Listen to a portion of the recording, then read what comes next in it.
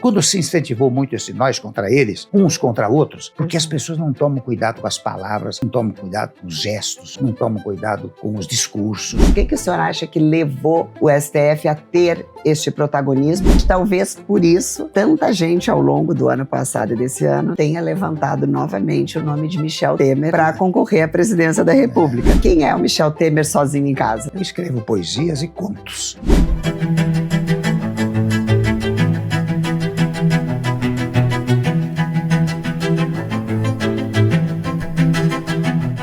O poder raramente se revela por inteiro. Ele se constrói no silêncio, na disciplina, na compreensão das instituições e na capacidade de agir quando tudo parece à beira do colapso. Mas há algo ainda mais raro.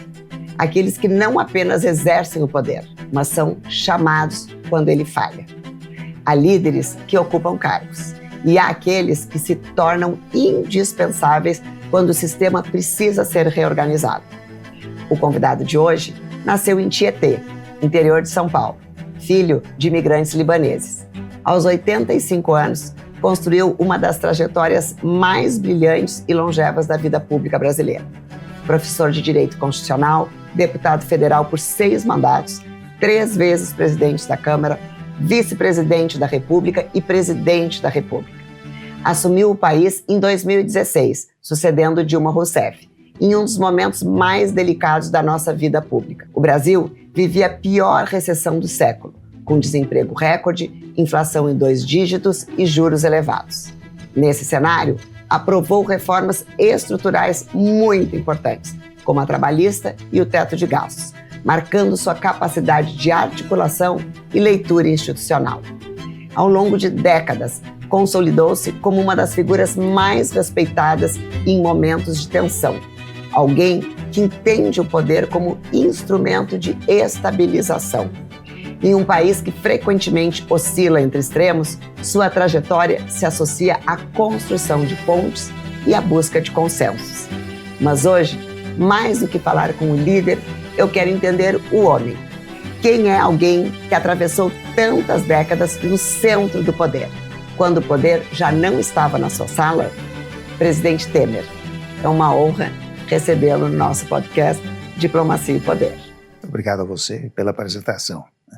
A gente hoje, presidente, vai tentar desvendar um pouco quem é o ser humano Michel Temer.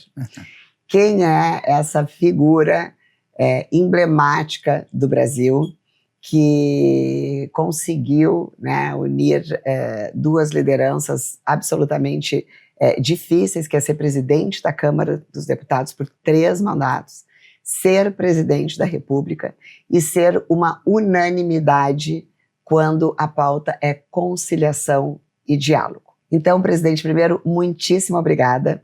E a gente gostaria de começar tentando entender, presidente, em que momento da sua vida o poder deixou de ser apenas um conceito e passou a ser uma realidade.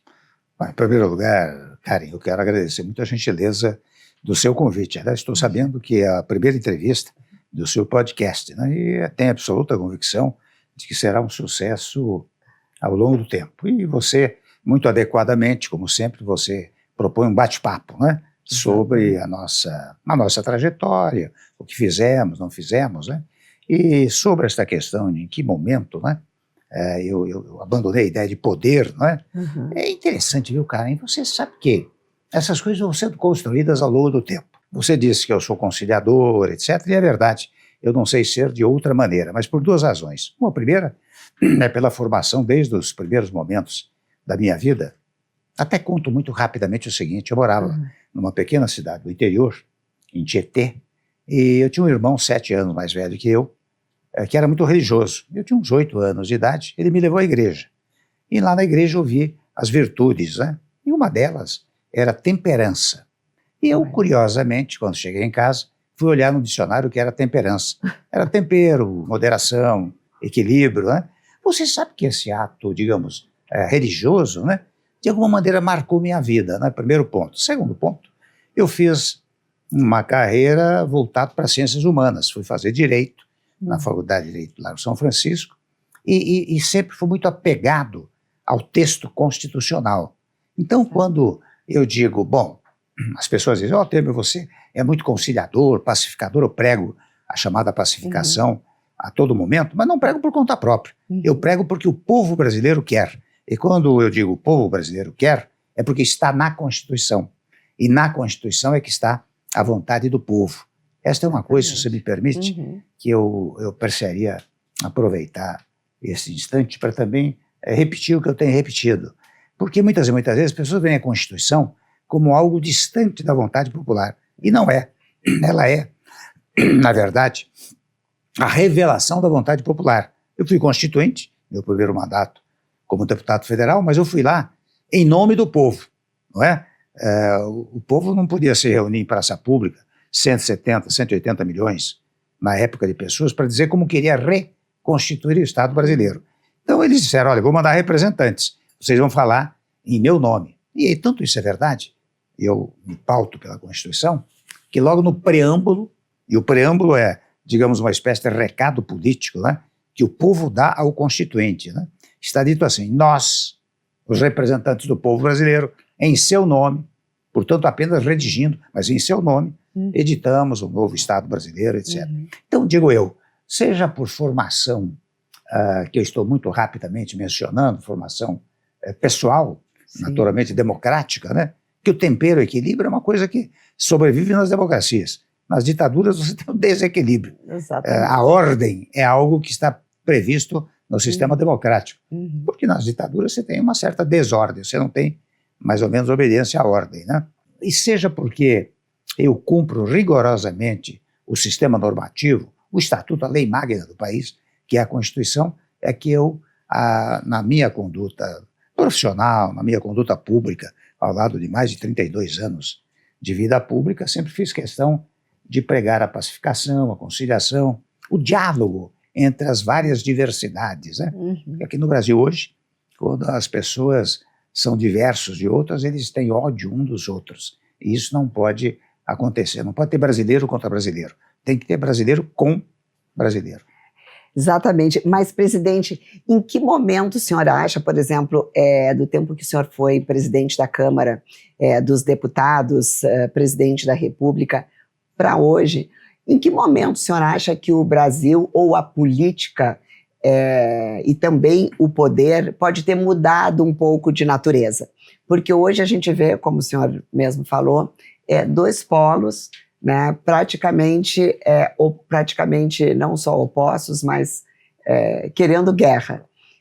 Como que o senhor, como um homem, né, diplomata, que em várias ocasiões foi chamado, a sua liderança foi chamada para tentar conciliar, para tentar intermediar diálogos, em que momento do Brasil o senhor acha que essa virada aconteceu, né, que esses polos passaram a existir de forma tão forte e também de forma tão... essa guerra se consolidou de forma tão consistente? E aproveito para perguntar se o senhor acha que é possível a gente conseguir a médio prazo, temos aí eleições em 2026, ainda pacificar o país. Bom, aí não é, Karen, aconteceu o seguinte ao longo do tempo. É claro que nós sempre tivemos divergências. Desde a Primeira República sempre foi assim, desde 89, desde 1891, que é a primeira Constituição. Sempre houve divergência. Mas a divergência era uma divergência temática, divergência de programas. E isso é natural na democracia. Você tem que ter um programa deste lado, um programa do outro lado, ou um terceiro programa, natural as divergências. Mas você deve saber que todas essas divergências, elas surgem para obter a melhoria do povo brasileiro, né? Agora, ao longo do tempo, é interessante, pelo menos nos últimos tempos, apregou-se muito nós contra eles, né? E é interessante, eu percebo que o nós era muito organizado, com uma militância extraordinária. Sim. Ao longo do tempo, o eles se organizou, também com uma militância extraordinária. Isso, na verdade, dividiu o Brasil, não é? Dividiu o Brasil entre brasileiros, dividiu o Brasil até na relação entre poderes, dividiu o Brasil entre corporações, não é? E isto, volto a dizer a você, é extremamente contra o texto constitucional, porque o texto constitucional, e veja, eu falo muito do texto constitucional, porque você só tem ordem, você só tem organização, se você tiver um estatuto, não é? vou dar o exemplo aqui, você tem uma sociedade esportiva ou comercial, tem um estatuto. Se descumprir esse estatuto, dá confusão na sociedade comercial, na sociedade recreativa que eu estou exemplificando. O Brasil é uma grande sociedade, né? Qual é o estatuto que rege este Estado, esta forma que a Convenção Política convencionou chamar Estado? É o Estatuto. O Estatuto é a Constituição. Então, tal como numa sociedade esportiva ou numa sociedade comercial, que eu estou exemplificando para você, você não pode violar as regras do Estatuto. E o que se faz nos últimos tempos é violar as regras do Estatuto. Por exemplo, eu falei do preâmbulo da Constituição, né? E no preâmbulo está dito o seguinte, olha aqui, vocês vão reconstituir o Estado brasileiro baseado na ideia de solução pacífica de controvérsias. E lá no texto constitucional, no artigo 1º, no artigo 4º, quando se fala que o Brasil é uma república federativa, está dito, olha aqui, vocês vão procurar sempre a solução pacífica de controvérsias no plano nacional e internacional. E nós não temos isso, nós temos soluções conflituosas, soluções que levam, ou não soluções, que levam muitas vezes ao apartamento, à separação entre brasileiros, entre instituições. Entre não poderes. Não significa, porque quando eu digo isso, as pessoas me dizem, aí cá, Temer, você quer que todo mundo pense da mesma maneira? Não, eu quero divergência, mas a divergência é no campo temático, no campo programático, e sempre em função dos interesses do povo brasileiro. Então, objetivamente respondendo a sua pergunta, quando se incentivou muito esse nós contra eles, uns contra outros, porque aqui no Brasil nós temos certos preconceitos. Vou dar um exemplo para você. Você aqui no Brasil quer combater o desemprego. Para combater o desemprego tem que ter emprego. Para ter emprego tem que ter empregador. Então, as duas grandes forças produtivas do país são empregado e empregador. Você tem que compatibilizá-los ao invés de diferenciá-los, não é? E aqui no Brasil é um fenômeno eleitoreiro, você joga empregado contra empregador, empregador contra empregado. Não pode. São as duas forças produtivas. Não foi sem razão que nós fizemos a reforma trabalhista e dissemos, olha aqui, o primeiro tópico da reforma trabalhista, olha aqui, se houver acordo entre as categorias, empregado e empregador, vale o acordado acima do legislado. Se não houver acordo, aplica-se o legislado, não é?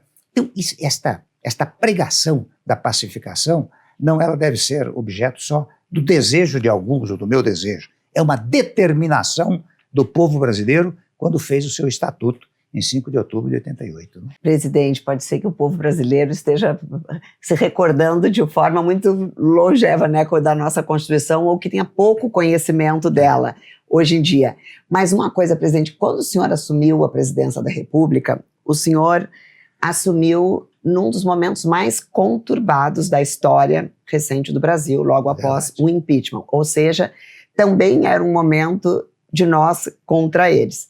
Porém, o senhor conseguiu, mesmo diante desses desafios e desse momento tão conturbado, o senhor conseguiu, em 2 anos, aprovar reformas absolutamente fundamentais para o desenvolvimento do país, como o senhor mesmo falou, a trabalhista, deu início à reforma da Previdência, aprovou o teto de gastos, conseguiu reduzir o desemprego, conseguiu uma redução na taxa de inflação absurda. Dos juros, né? Dos juros, e conseguiu, de alguma forma, pacificar o ambiente, principalmente entre os poderes. Havia uma harmonia, quase que uma harmonia, podia-se dizer, entre o judiciário, o legislativo e o executivo, coisa que também nós não vemos hoje.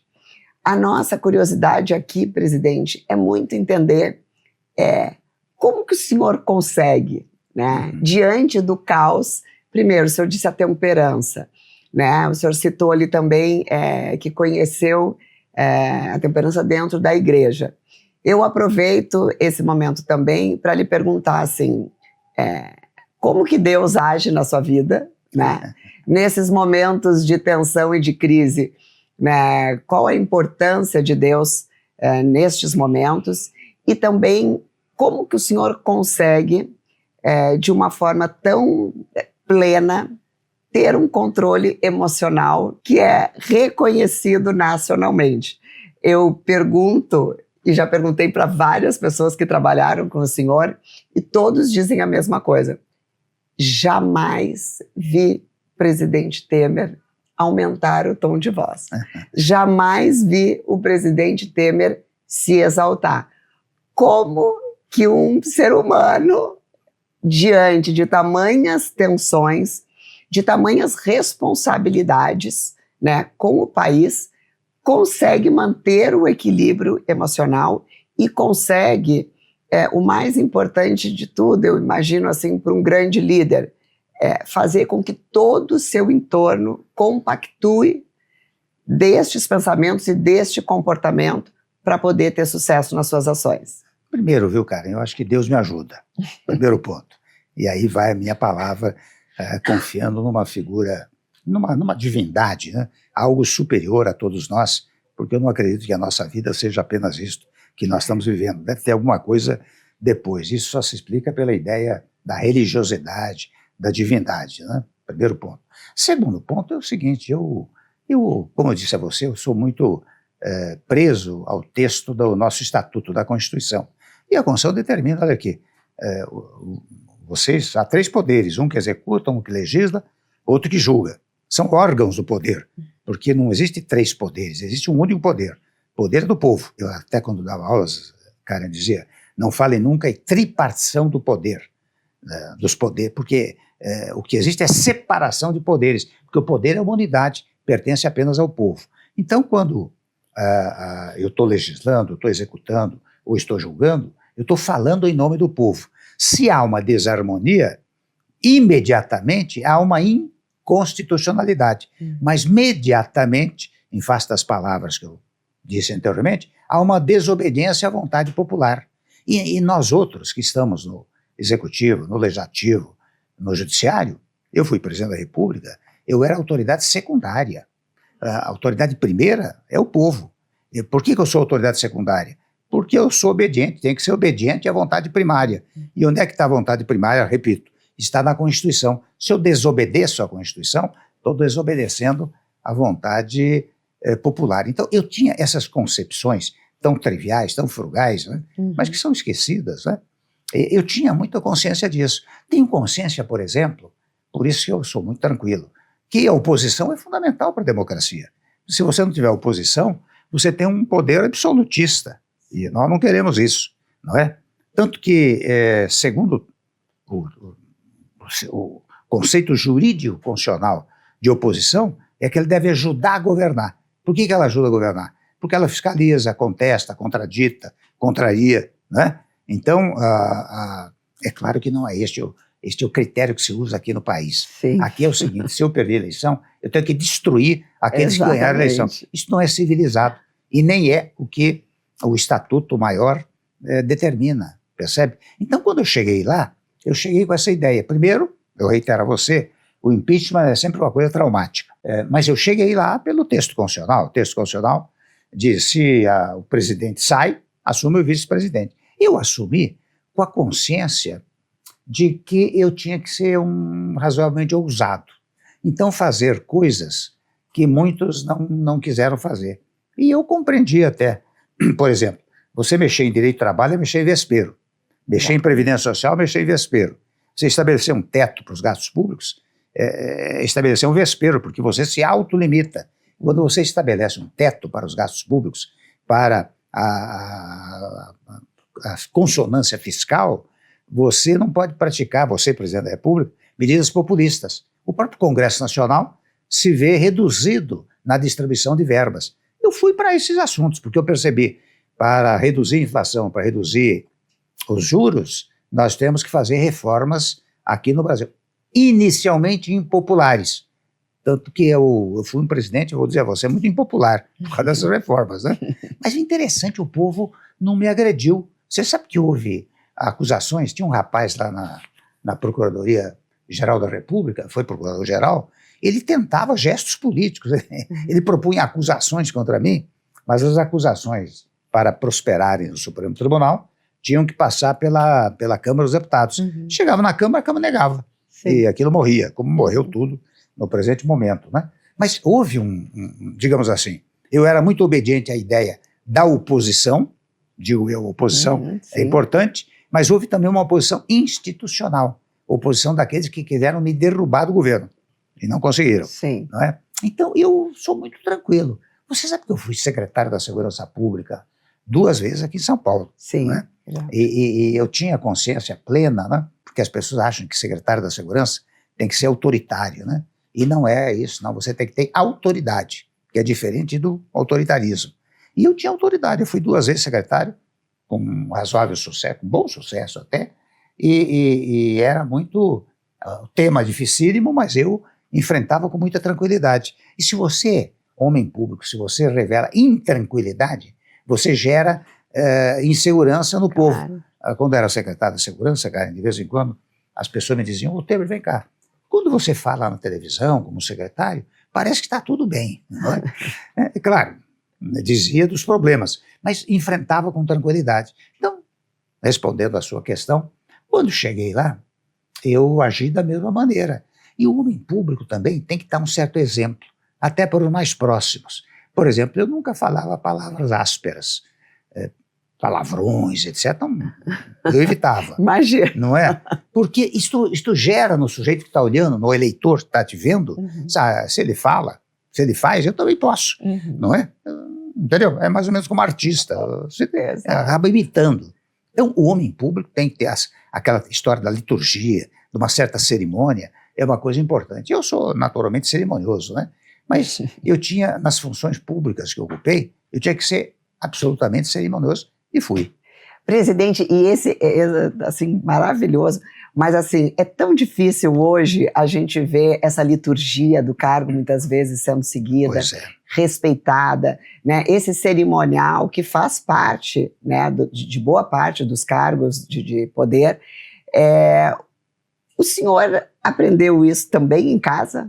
O senhor foi se desenvolvendo depois que entrou na universidade como professor, mas assim, essa essência sempre foi sua? O senhor também era uma criança mais comedida? Aproveito também para lhe perguntar isso, assim, que lembranças, por exemplo, o senhor traz da sua infância, que lhe marcam até hoje, e que possam ter sido pilares que pautou esse seu comportamento absolutamente disciplinado, né, conciliador, e parece assim acima do bem e do mal. A gente não consegue encontrar ninguém que possa falar alguma coisa diferente de Michel Temer. Né? É uma unanimidade a sua serenidade, a sua capacidade de controle emocional e especialmente a sua capacidade de liderança. Isso vem da sua origem familiar também? Eu acho que ajudou. Você sabe que eu sou o 8º filho, né? Éramos 8 irmãos. E eu era ainda meio temporão, porque eu vim 6 anos, quase 7 anos depois do último. Olha. Não é? E eu tinha muito exemplo dos meus irmãos, interessante. Como a família era muito grande, eu até tinha muito pouco contato com meu pai e minha mãe. Porque, coitados, eles tinham que cuidar de uma multidão, não é? E nós morávamos no interior, morávamos até numa chácara, portanto fora do perímetro urbano, né? Então, o meu contato muito próximo era com os meus irmãos imediatamente mais velhos que eu, com 3 irmãos, mais ou menos. Com a minha irmã, tinha uma única irmã, que foi, na verdade, quem me cuidou. Ela era 23 anos mais velha que eu. Nossa. Então, quando eu nasci, ela que me cuidou. E eu aprendi, tenho 3 irmãos, 3 deles foram advogados antes de mim, né? E todos eles muito adequados, um deles um exemplo de, digamos assim, de boa educação, de boa formação, eu me inspirava muito nele, né? De modo que isso acho que ajudou, sabe? Ajudou. E ao longo do tempo também, quando eu comecei a fazer política muito cedo, porque quando entrei na faculdade, na São Francisco, logo no primeiro ano, 18 anos, eu fui candidato a 2º tesoureiro do Centro Acadêmico 11 de Agosto. Fui eleito, depois fui candidato a presidente do 11 de Agosto, do 4º ano, né? Então eu tive, depois de que eu entrei na carreira universitária, né? Depois de formado, entrei na carreira universitária, como professor de Direito Constitucional. Mas eu sempre tive muita cautela. E eu olho, por exemplo, eu nunca acho que eu estou inteiramente certo, por isso eu gosto de ouvir o outro. Não é? Portanto, muitas vezes, você ouvir o outro é uma coisa importante. As pessoas são maniqueístas, né? Não, eu estou certo, o que você falar está errado. Não é assim, não. Você tem que ouvir as pessoas. Primeiro, Saber que as pessoas são diferentes entre si. Terceiro, se você conduz uma determinada agremiação, no caso um país, você tem que saber que há diversidade. Você tem que compor essas diversidades, compreendê-las e compô-las. É evidente que todos têm que ter liberdade, mas liberdade significa responsabilidade. E responsabilidade vem do verbo responder. Todos nós respondemos pelos nossos atos. Até o presidente da República, não é? Não tem o chamado crime de responsabilidade. Ele responde pelos seus atos. Então, eu tinha muito essa consciência, sabe? Essa consciência institucional, que, na verdade, fazia com que eu levasse com muita tranquilidade. E olha que eu ocupei cargos complicados. Quando eu falei Secretaria de Segurança Pública, era complicadíssima. Nossa, não é? Eu fui Procurador-Geral do Estado também, menos complicado, né? Mas presidente da Câmara, 3 vezes, complicado, não é? Presidente da República, não é? Cargos complicados. Mas eu sempre levei com muita tranquilidade, sabe? Você sabe, eu conto até um episódio. Quando eu era muito garoto, na TV Tupi, televisão preto e branco, tinha um sujeito chamado Silveira Sampaio, que entrevistava as pessoas e ele dizia uma coisa que eu gravei muito. Ele dizia assim: o homem que fuma cachimbo está acima dos acontecimentos. Eu nunca fumei cachimbo, mas eu fiquei com aquela frase de ficar um pouco acima dos acontecimentos. Porque se você se envolve com os acontecimentos, você se diminui. Olha, você tem que estar acima deles, não é verdade? Genial. Isto eu aprendi com 20 anos de idade, nunca me esqueci. Olha, que sensacional. Presidente, e teve algum momento que o senhor entendeu que o senhor conseguia dominar o jogo político? Ou isso aconteceu naturalmente? Com muita naturalidade, viu? Eu nunca insisti para ser isto ou aquilo. A vida que foi me levando, né? As coisas foram sendo conduzidas de maneira que, agora você vai ser líder do MDB, agora você vai ser presidente do partido, agora você vai ser presidente da Câmara, agora você vai ser vice-presidente. E depois aconteceu o que aconteceu, eu me tornei presidente, mas com muita naturalidade, sabe? Verdade. E tem um ditado espanhol que diz assim: se queres conhecer a Juanito, dá-lhe um carguito. Então você precisa tomar muito cuidado. Quanto maior o cargo que você ocupa, mais humilde você deve ser. Não é verdade? E eu percebo certas autoridades, quando são muito agressivas, isso é fruto de insegurança, viu? Um sujeito muito agressivo, pode ver, é inseguro. Não é verdade? Exatamente. Eu acho que eu nunca tive muita insegurança. Tenho certeza. Presidente, o que o senhor, durante a sua gestão como presidente da República, tem alguma coisa que o senhor gostaria de ter feito que o senhor não teve tempo de fazer? Evidentemente, eu tive 2 anos e meio Sim, só, né? Pouquíssimo tempo. Não tive 4 nem 8 anos, né? É claro que eu gostaria de ter concluído a reforma tributária que eu dei início. O saneamento mesmo, nós demos início, né? Havia outras tantas coisas que eu gostaria de fazer, mas não havia tempo. Não havia tempo e havia uma oposição muito feroz até, né? Então, digamos assim, eu fiz o que foi possível. Sim, fiz o que foi possível. fez muito. Certamente devo ter cometido alguns erros, nunca localizo bem os erros, mas posso tê-los cometido, né? Mas na grande maioria, acho que eu pratiquei mais acertos. E se o senhor pudesse voltar no tempo, né? Alguma coisa que o senhor fez, o senhor não faria? Ou alguém, por exemplo, que o senhor gostaria que tivesse feito parte do seu governo e não fez?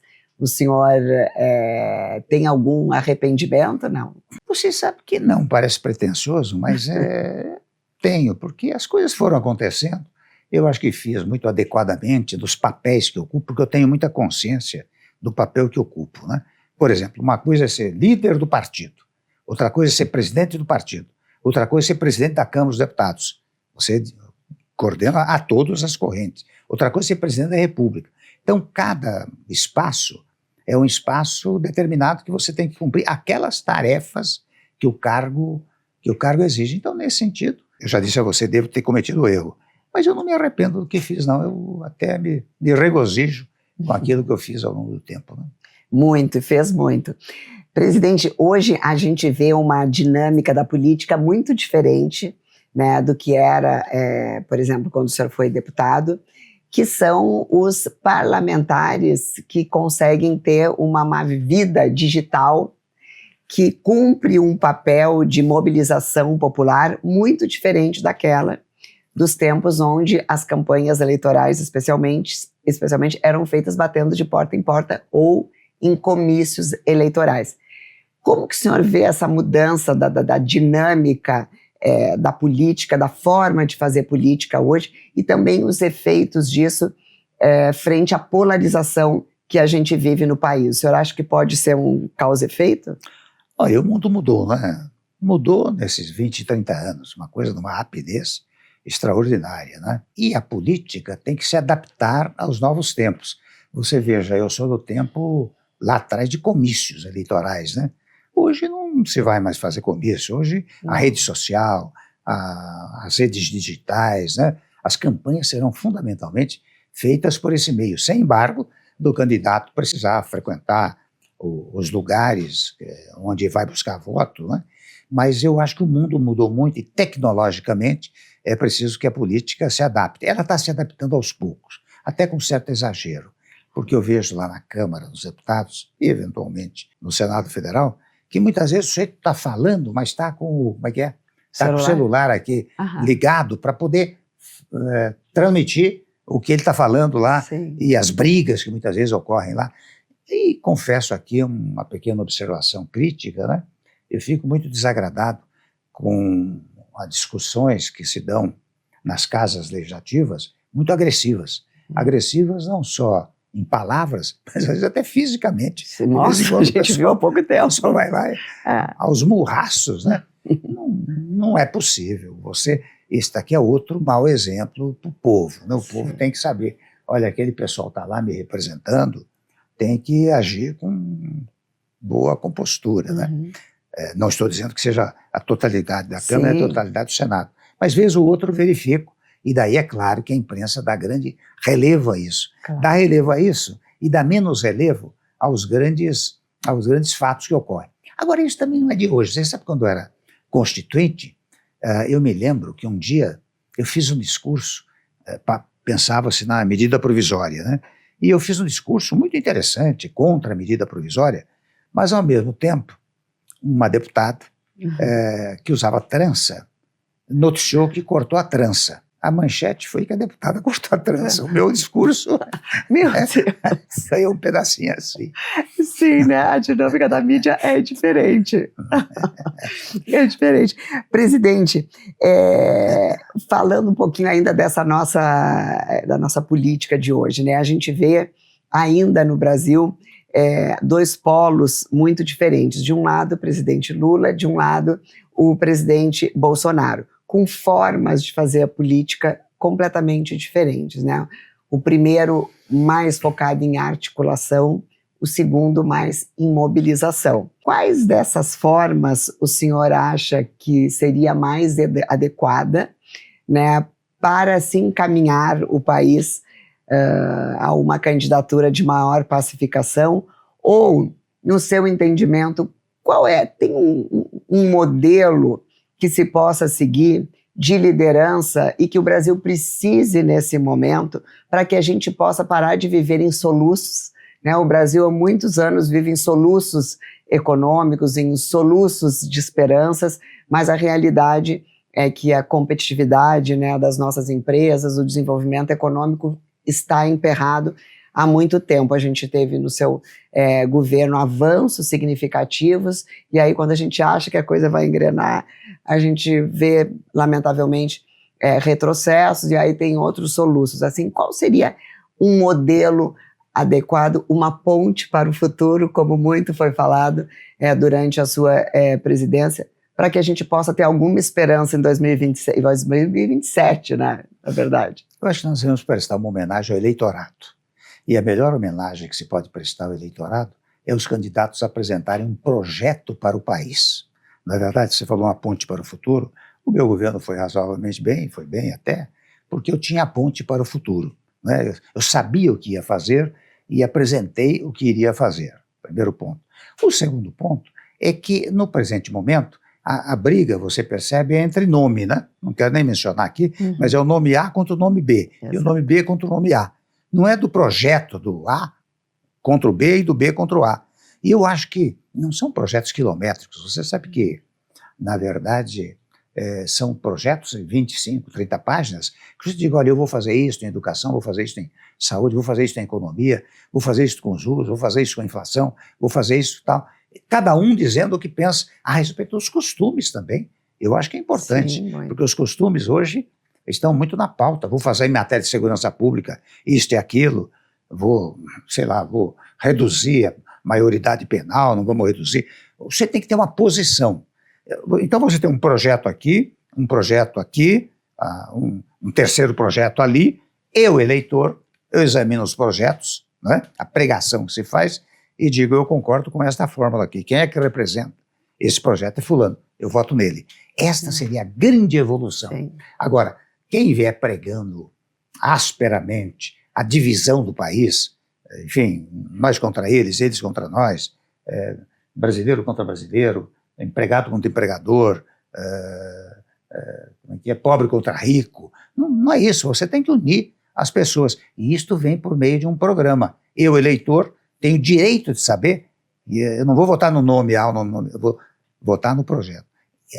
Evidentemente Sim. que esse projeto deveria dizer, olha, eu vou tomar medidas que pacifiquem o país. Nós não podemos continuar com esta divergência quase física, né?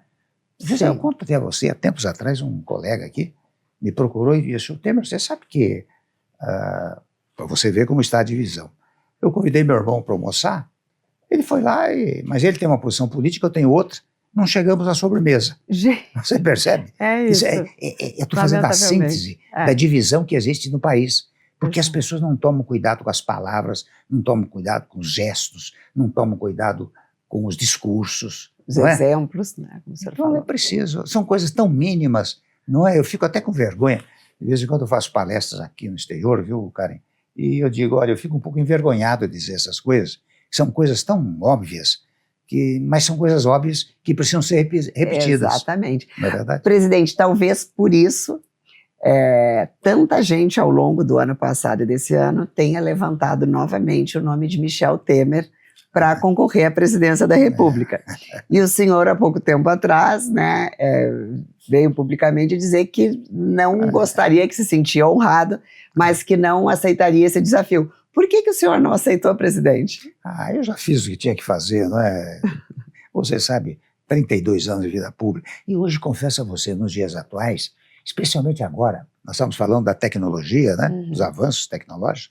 Hoje, com a história das fake news, você vê que eles criam imagens, não é?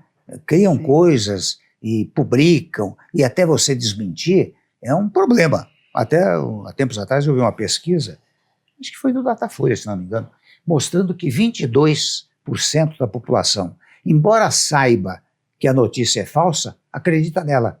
Você percebe? Então, eu aqui comigo penso, mas eu vou entrar nessa história agora, se me permite, com a minha idade.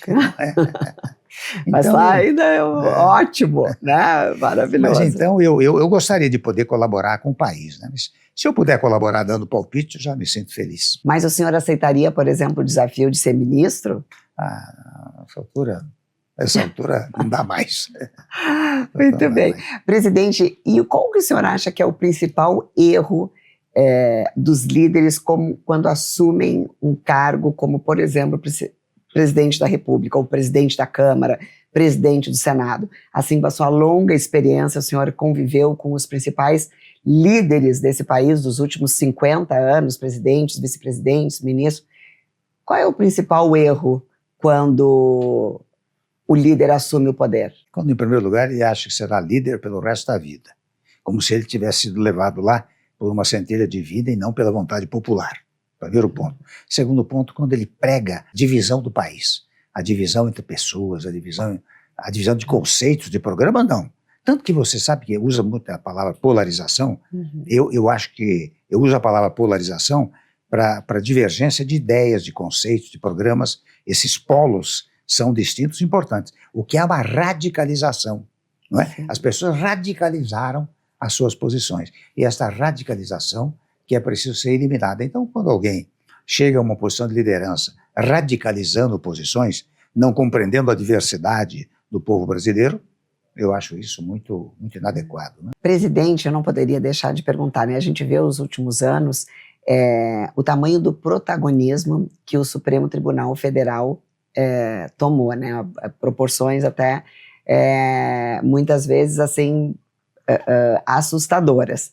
O senhor acha que todo esse protagonismo do STF se deu pelas circunstâncias, pelo enfraquecimento daqui um pouco, né, do poder legislativo, ou também pelas escolhas equivocadas dos próprios presidentes, né, ao indicar os ministros? O que o senhor acha que levou o STF a ter este protagonismo? E também se a gente deveria vislumbrar algum tipo de reforma para que esse poder voltasse a ter a credibilidade que já teve e que é fundamental para a segurança jurídica do país, né? Isso tudo é fruto dessas divisões que eu estou falando. É interessante, a divisão não é só de um setor determinado, ela contaminou o país, e ao contaminar o país, ela contamina os poderes, contamina as instituições todas do nosso país. Mas, particularmente no caso Supremo, eu tenho dito, não é uma defesa do Supremo, é uma justificativa. Você sabe que reclama-se muito que o Supremo tem muito protagonismo, né? Uhum. Mas é interessante, quem deu esse protagonismo ao Supremo foi a Constituinte, porque na Constituinte, na nova Constituição, nós tratamos de todos os temas. Não foi só forma de Estado, forma de governo, separação de poderes, direitos individuais, foi saúde, educação, criança, indígena, meio ambiente, empregado, tudo está na Constituição. Ora bem, a função do Supremo é guardar a Constituição, portanto impedir inconstitucionalidade. Então tudo acaba indo para o Supremo, porque todas as matérias estão no texto constitucional. Você veja que nós temos, sem embargo de 37 anos de Constituição, nós temos 136 emendas à Constituição Federal e temos uns 800 projetos de emenda, porque o legislador ordinário também não pode fazer por lei ordinária, então tem que fazer por emenda à Constituição. Este é o primeiro ponto. O segundo ponto é que nós demos competências ao Supremo. No passado, nós tínhamos a ação direta de inconstitucionalidade. Hoje, ao lado dela, nós temos a ação direta de constitucionalidade. Nós temos a arguição de descumprimento de preceito fundamental. E nós temos a chamada controle da inconstitucionalidade por omissão. Então, nós ampliamos as competências do Supremo Tribunal Federal. Então, digo eu, não se pode apenas falar em protagonismo do Supremo, porque competências eles têm. O que você pode, naturalmente, observar, muitas vezes, é criticar o mérito de determinada decisão. Houve um mérito, eu discordo do mérito dessa decisão, mas não dá para discutir as competências do Supremo. Até porque, viu, Karen, é interessante, eu fui 3 vezes presidente da Câmara, quem mais leva questões para o Supremo é a classe política. Lamentavelmente, muitas vezes perde-se um determinado projeto no Congresso Nacional e o partido, o líder, quem seja, leva essa questão para o Supremo Tribunal Federal. Então é preciso cuidado também quando se critica o Supremo. Né? Presidente, o que o senhor acha, qual seria o perfil adequado para o próximo presidente da República do Brasil para poder justamente gerar essa segurança institucional, mais governabilidade para o país e principalmente para conseguir trazer novamente uma harmonia, não só entre os poderes, mas uma harmonia para a população, que, como a gente falou aqui, também parece viver em guerra. Qual seria esse perfil, na sua opinião? Seria o seu. Na verdade, tem que ser alguém assim, com essas concepções, com essas indagações. Indagações, porque quando você faz indagações, você está fazendo indagações concordando com elas também, não é? Então é difícil. Há muita gente que poderia ocupar, mas é claro, se nós tivermos alguém com credibilidade popular, que as pessoas olhem e dizem, pô, esse sujeito aí, ele tem competência, tem história, não é? E pode trazer uma pacificação para o país, etc. Aí seria possível. Mas quando eu brinquei, pode ser você, porque você é a síntese disso. Obrigada, presidente. Nossa, que honra. Presidente, uma pergunta. Um líder da sua dimensão, um presidente da República, consegue ter amigos verdadeiros? Olha, há amigos do presidente da República e há amigos do Michel Temer, né? Então, tem que fazer essa distinção. Muitas vezes o sujeito é amigo do presidente por razões de interesse próprio, né? e outra coisa é ser amigo do indivíduo, né? Eu faço bem essa distinção. Não, não me preocupo com ela, né? Porque aliás, às vezes a pessoa vem para mim, viu, no passado e agora, olha, eu tenho 2 assuntos. Eu digo, vá logo ao segundo, porque o primeiro é para dizer, oh, você é formidável, você imagine e tal, né? E o que interessa é o segundo. Muito bom. Presidente, e quem é o Michel Temer quando está sozinho em casa? O que o Michel Temer, quando não precisa tomar nenhuma decisão importante, quando não é chamado para ser um conciliador do país, quando não está na missão de promover o diálogo, quem é o Michel Temer sozinho em casa? Eu escrevo poesias e contos. Sério? Você sabe que eu boto para fora o que eu sou, não é? Uhum. É isso que eu faço quando estou sozinho, né? Mas é verdade que, como eu trabalho muito, ainda bem que eu trabalho, né? Eu sempre, às vezes, eu vou para casa à noite, mas eu fico pensando nas coisas, trabalhando, às vezes eu acordo às 5 horas da manhã, 4 horas, como solucionar isso, solucionar aquilo, né? Mas no sentido da sua pergunta, acho que eu faço isso, às vezes eu me revelo por meio de poesias, contos, muito bem, etc. E o senhor, claro, todo mundo sabe que o senhor gosta muito de ler e que lê muito, mas o senhor tem outros hábitos, por exemplo, o senhor gosta de praticar algum exercício físico, ou gosta de ver filmes, séries, que agora tem tantas opções? Olha, exercício físico só faço caminhada, nunca fiz outra coisa. E nunca fui muito ligado a esportes. Não estou dizendo isso como virtude, né? Mas nunca houve ligação. Eu gosto muito de ler, você tem razão. Nos últimos tempos, é verdade, eu vejo muitas séries, né? Muitos documentários. É interessante como hoje se proliferam os documentários na televisão, né? Nessas redes todas, né?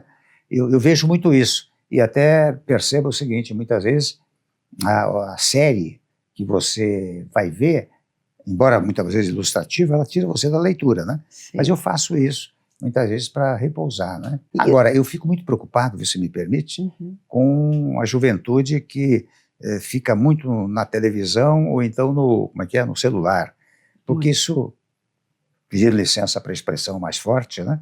Entre aspas, isso emburrece um pouco as pessoas. Sim. Porque com a leitura faz com que você, pelo menos comigo é assim, eu cinematografo as cenas que eu estou lendo, né? Na televisão, lá no vídeo, na internet, tudo é jogado para você. Você não precisa fazer o menor raciocínio, né? Acho que não é útil. Verdade. Presidente, e o senhor também é reconhecido por ser um homem que está sempre impecavelmente bem vestido. O senhor é um homem vaidoso? O senhor se cuida muito? Não. Eu me visto normalmente, né? De vez em quando tem essas coisas. Um dia eu recebi uma crítica que disse que eu falava corretamente o português. Aí eu falo normalmente. Nasci assim. Eu chego lá, abro o guarda-roupa, boto a roupa, com naturalidade, não é? E é o senhor mesmo que escolhe sempre as suas roupas? O senhor tem alguém que lhe ajuda? Não, sou eu. Que coisa boa. Presidente, o senhor teve um filho temporão, né? 17 anos. Como foi essa experiência na sua vida? Formidável, né? Porque me fez recuperar. Eu tenho filha de 56 anos. Sim, né? 53, 54. Mas foi uma experiência extraordinária, né? Porque eu volto aos tempos de antigamente, porque eu sou obrigado a pensar nele, ele agora sai, quer voltar de madrugada, há preocupações, né? Sim, Coisa que eu não deveria ter mais, né? Mas é uma experiência formidável. E ele é muito inteligente, de modo que eu fico muito feliz com esta paternidade. Né? Presidente, e se o senhor pudesse deixar um recado ou um conselho para o próximo presidente da República, qual seria?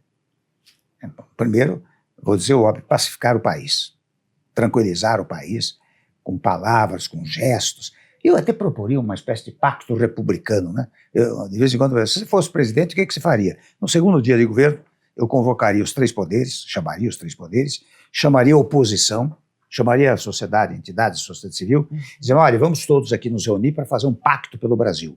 Depois, cada um toma seu rumo, mas vamos tomar um pacto pelo Brasil, portanto, com vistas à pacificação. E o segundo conselho, tenha sempre otimismo. porque quem chega num lugar com pessimismo não consegue produzir coisas boas. O otimismo leva a uma boa produtividade, né? E o senhor é um homem muito otimista, né? Eu tive a Eu sou. oportunidade de conviver com o senhor em alguns momentos e é Pois é. impressionante, alguns bem difíceis, e o senhor é sempre um homem muito otimista com o Brasil, um apaixonado pelo Brasil. Graças a Deus. Presidente, e como que o senhor vê o Brasil daqui a 50 anos? Assim? Como que o senhor imagina que estaremos? É difícil dizer, né? Você sabe que isso envolve toda a evolução tecnológica que vai muito além do que hoje existe. Não sei o que vai acontecer daqui a 50 anos. Agora, há tempos atrás eu ouvi, até eu denuncio sempre a autoria, é o Marcos Troijo, né? Que dando uma entrevista, ele disse, olha, o mundo daqui a 25 anos, mais ou menos, 30 anos, vai ter mais 2 bilhões de habitantes. 2 bilhões que precisam se alimentar, não é? E para tanto é preciso muitas terras agriculturáveis e muita água, né? Ele pergunta, qual é o país mais aquífero do mundo? O Brasil.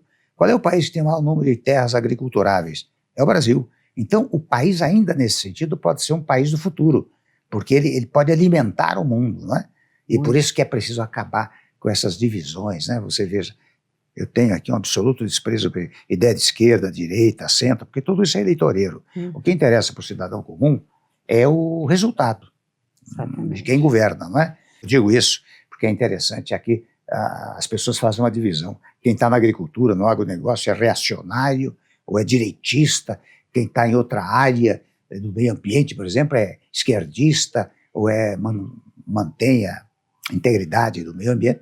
Não pode ser assim. Por exemplo, patrocinar o meio ambiente é dever de todo brasileiro. Você não pode dividir as pessoas, você tem que somá-los, entendeu? O agronegócio, por exemplo, ao longo do tempo tem sido um dos sustentáculos do produto interno bruto. Você não pode desprezá-lo, você tem que enaltecê-lo, não é verdade? Até porque é interessante, o agronegócio ele gera uma mobilização da indústria e do comércio. Você vê essas feiras que existem, não é? Vai lá, compra máquinas, as máquinas são produzidas pela indústria. Quando se faz uma compra e venda, é um comércio. Então, ele mobiliza o comércio e a indústria. Então nós temos que unir esses setores, né? Eu acho que esses preconceitos são péssimos no Brasil. E é uma lástima, né, presidente? Porque, como o senhor falou, o Brasil tem um potencial extraordinário. Sem dúvida. Tem um povo extraordinário, trabalhador, né, otimista, apesar das crises. E a gente precisa realmente disso, uma liderança, né, que possa unificar o país, que tenha uma tranquilidade emocional, que tenha credibilidade e que possa especialmente conseguir alavancar uma harmonia que a gente perdeu há muito tempo. Presidente, Michel Temer gostaria de ser lembrado e retratado pelos livros de história que falarão muito, já falam, mas falarão muito do senhor como? Que marca o senhor gostaria de deixar? Acho que como alguém ponderado, equilibrado e especialmente reformista. Não acho que a grande marca da minha gestão foram as reformas. E, aliás, daqui um mês e meio, viu, vai sair um documentário sobre o meu governo, não é? Onde se mostra tudo aquilo que foi feito. E não é um documentário, digamos, chapa branca, não. E tem muito fora Temer lá, porque uma história, né? Pega isso, pega aquilo, etc. Né? Mas aquilo vai, digamos, talvez marque um pouco a nossa história, né? Que maravilha. Presidente, o senhor tem algum ou alguns líderes que lhe inspiram internacionalmente, nacionalmente, ou alguns líderes e amigos que marcaram a sua história? Acho que muitos, né? Muitos. Ao longo da história, muitos. No plano nacional, no plano internacional e num plano até mais próximo, né? Figuras que estiveram comigo no governo, do seu estado lá, o nosso Eliseu Padilha, falecido, coitado, né? Tantos. Sabe o que é? O fato de mencionar alguns é perigoso, porque os outros não são mencionados, ficam seus inimigos. Eu quero que todos sejam meus amigos. O senhor também teve uma boa relação com o ex-presidente Biden. Muito boa relação, muito boa. Muito boa. Ele era gentilíssimo comigo, estivemos 3, 4 vezes juntos aqui no Brasil e fora do Brasil, né? Ele era professor de Direito Constitucional também, sabe? Cara, de vez em quando nos encontrávamos para discutir temas constitucionais. Foi muito agradável. Que Muito extraordinário. boa relação. Que extraordinário. Presidente, para encerrar, assim, a gente esse papo que a gente poderia ficar um dia aqui conversando, mas tem muitos líderes empresariais, né, que admiram, que são gratos pela sua gestão à frente da presidência da República. Alguns desses lideraram também esse movimento, né, de volta a Temer. E o podcast, a gente também tem esse link, né, entre o setor público e o setor privado. E essa sua experiência como um líder moderado, como uma pessoa absolutamente controlada emocionalmente e que tem essa capacidade de ser um diplomata que está sempre acima, né, da vida cotidiana, é fundamental para qualquer um.